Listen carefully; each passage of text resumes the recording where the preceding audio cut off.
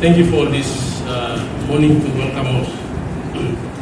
All right, let me put it this way. It's been more than a decade after this incident where some of our villagers here in Hanuabada and Tatana lost their life. And after the incident in 2014, I was appointed the Metro. And I was the one that met with Mr. Boy Samuel before he became a member and his president, and told him that no one is above the law. So we're going to go in, dig into this investigation to get the officers involved, arrested and charged. Okay, so after this, things happened, and here we are today. So I also became a victim of this case. That I will not elaborate, but all maybe the media people know in 2016 for the killing here. So indirectly, me and my family became a victim. It was going to be said that day, but we all managed. And also, I drove through the village. I also became a victim of stone throwing, and we did not continue. So today, I was planning to be with you, with the leaders and with the deputy governor, to listen to you with all my station commanders, not knowing that we will have the presence of our governor and the police minister, but it was a blessing in this case. And you are the first people of Hanuabada to receive the police minister, and he is now listening. All your queries, the governor is listening.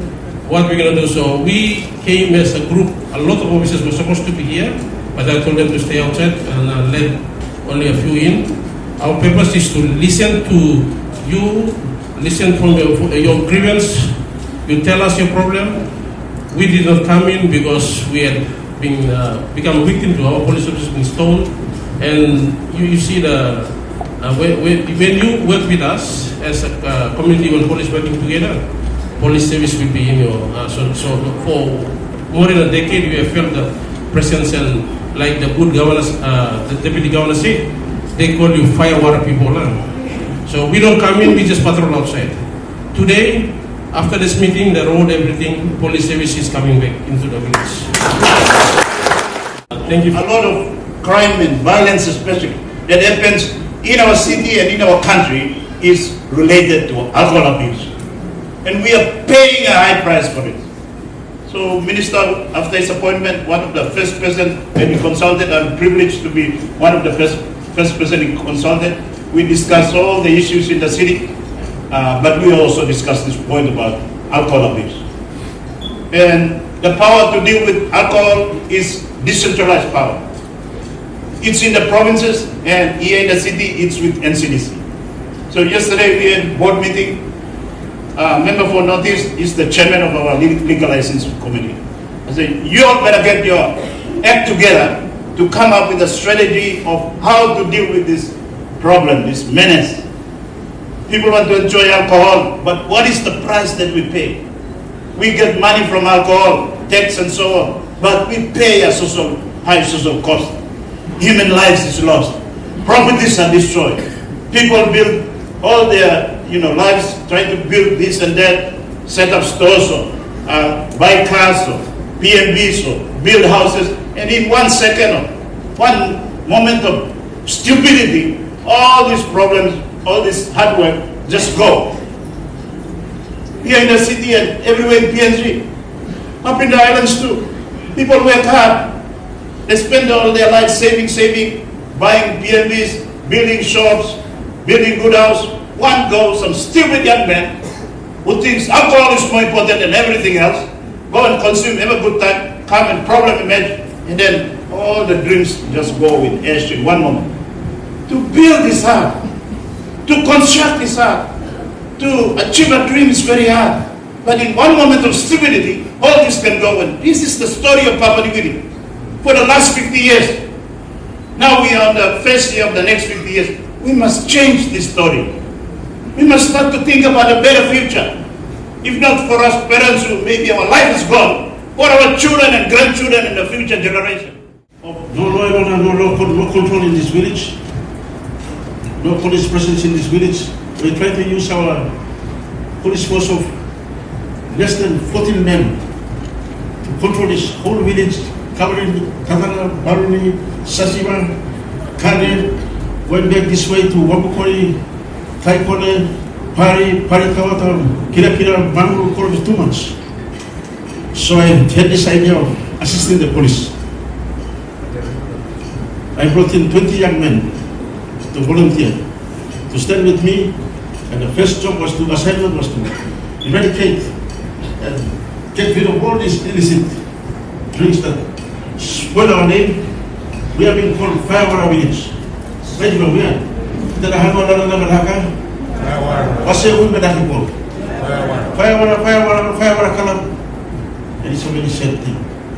From Lenona to forgotten people to the Firewara people. Karena Milton Disana, I feel very sad. Something must be done. If it means somebody must pay the price, I put my hand up, I will pay it. We had a land summit in the APEC house. Some kind of speakers said they own 90% of Homebrew City. The landlord, customer in Homebrew City, some said they were from this. And I was really hurt because those were all set up. You know, we have the agents, we have the landlords, we have chairmen. Each clan has a portion of Homebrew City. And we must be all come. So I said, I was going to say, APEC house is designed in our own customary image. 50 years has gone by. You should give this APEC house to the Motuan Assembly, House of Assembly.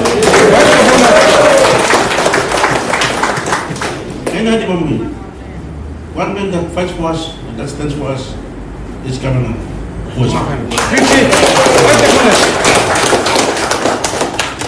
Governor, for that reason, I had to come down. Even the station commander told me not to go on, it's risky. I said, no, I'm going to. He said, no, Russell, don't go, we need police. I said, no, I'll bleed my way. I am so strengthened with courage now because I have 2 lieutenants and brave policemen sitting on the right and on the left.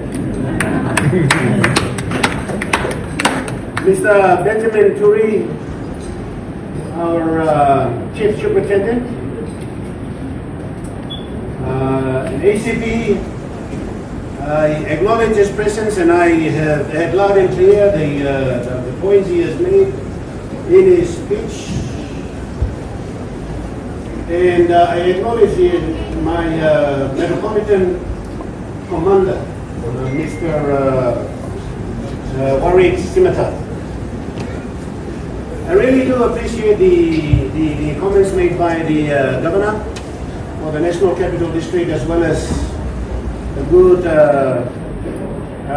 Deputy Governor, and I do understand the reasons why we are gathered here today.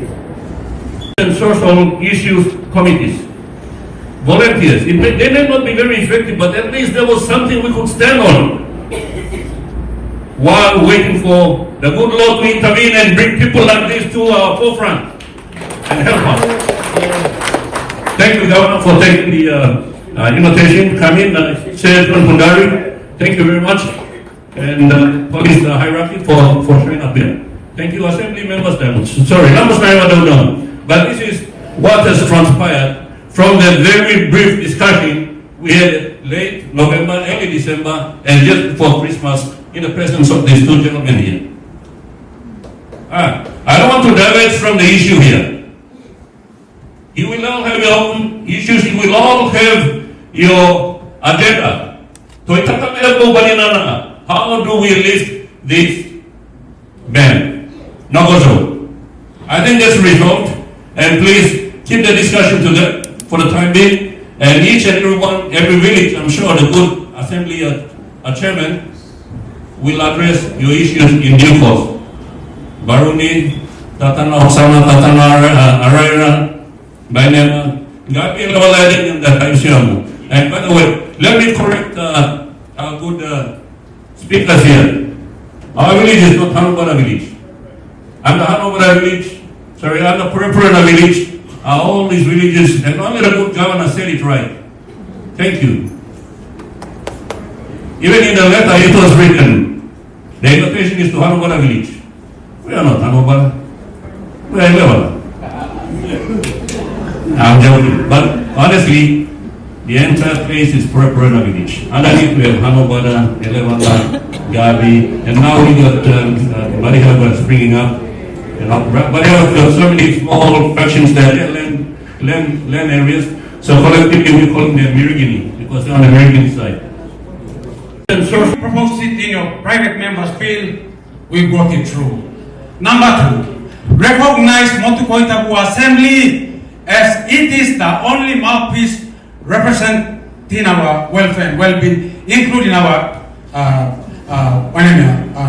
Northwest member. Lastly, I directed my second last to Honorable Lawyer Samuel. You advised me as Motuan Commission of Inquiry report is still pending. Despite me writing to Prime Minister, he initiated that COI. The report has not been presented to lastly,